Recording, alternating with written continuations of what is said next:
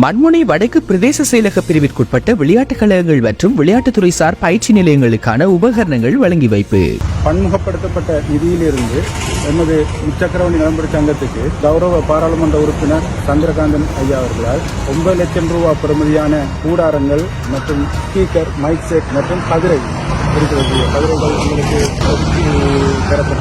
ராஜாங்க அமைச்சர் சிவசந்திரகாந்தன் அவர்களின் பன்முகப்படுத்தப்பட்ட நிதி ஒதுக்கீட்டின் கீழ் மட்டக்களப்பு மண்முனை வடக்கு பிரதேச செயலக பிரிவிற்குட்பட்ட விளையாட்டுக் கழகங்கள் மற்றும் விளையாட்டுத்துறை சார் பயிற்சி நிலையங்களுக்கான உபகரணங்கள் வழங்கும் நிகழ்வானது கட்சியின் தலைமை காரியாலயத்தில் அண்மையில் ஏற்பாடு செய்யப்பட்டிருந்தது. இந்நிகழ்வில் கிராமிய வீதிகள் அபிவிருத்தி ராஜாங்க அமைச்சரும் மட்டக்களப்பு மாவட்ட அபிவிருத்தி குழு தலைவரும் தமிழ் மக்கள் விடுதலை புலிகள் கட்சியின் தலைவருமான சிவசந்திரகாந்தன் அவர்கள் கலந்து கொண்டு குறித்த உபகரணங்களை வழங்கி வைத்திருந்தார். குறித்த நிதி ஒதுக்கீட்டின் கீழ் ராஜாங்க அமைச்சரினால் மண்முனை வடக்கு பிரதேச செயலக பிரிவிற்கென 10 மில்லியன் ரூபாய் ஒதுக்கீடு செய்யப்பட்டுள்ள நிலையில் இவற்றில் 4 மில்லியன் ரூபாய் செலவில் தெரிவு செய்யப்பட்ட விளையாட்டுக் கழகங்களுக்கான உபகரணங்கள் வழங்கி வைக்கப்பட்டுள்ளதோடு தற்காப்பு கலை பயிற்சி நிலையங்களுக்கான உபகரணங்களும் வழங்கி வைக்கப்பட்டுள்ளது.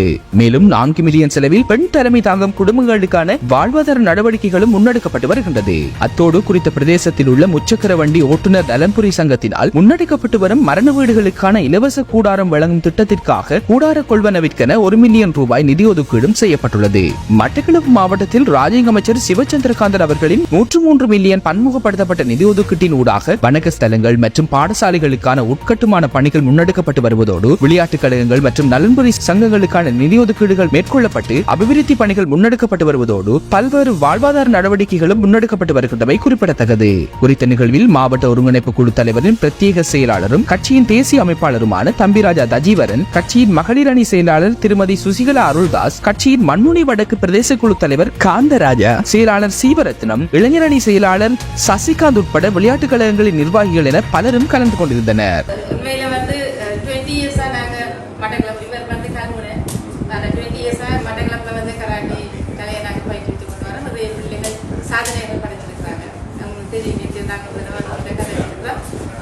இருந்தாலும் ஃபர்ஸ்ட் டைம் உங்கள்கிட்ட இருந்துதான் இப்படியான ஒரு உதவியை வந்து நாங்கள் ஃபர்ஸ்ட் டைம் பெற்றுக்கொள்கிறோம். அதை வந்து நாங்கள் எங்களை பிள்ளைகளுக்கும் நாங்கள் ஆல்ரெடி சொல்லியிருக்கிறேன்.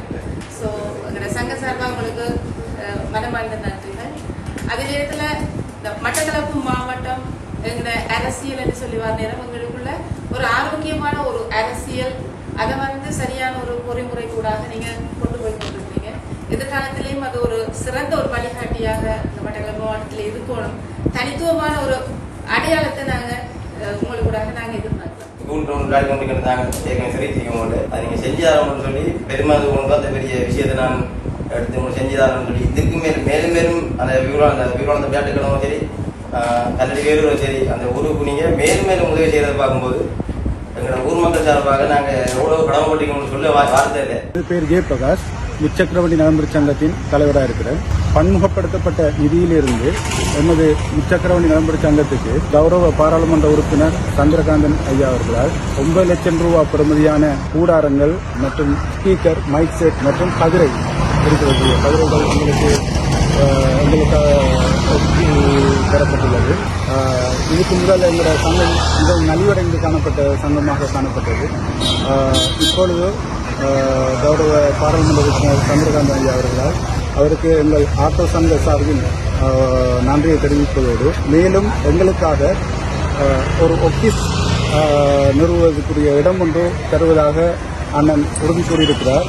அது எதிர்வரும் காலங்களில் அது எங்களுக்கு கையளிக்கப்படும் என்பதை இந்த இடத்தில் நான் கூறிக்கொள்ள விரும்புகிறேன். அத்துடன் எமது நலிவடைந்த இந்த சங்கத்துக்கு மேலும் கைகொடுத்து எங்களை இயக்குவதற்கு ஒரு மகா சங்கமாக இயக்குவதற்கு அவர் எங்களோடு ஒத்துழைப்பு பயணிப்பார் என்பதையும் அவர் சொல்லியிருக்கிறார்.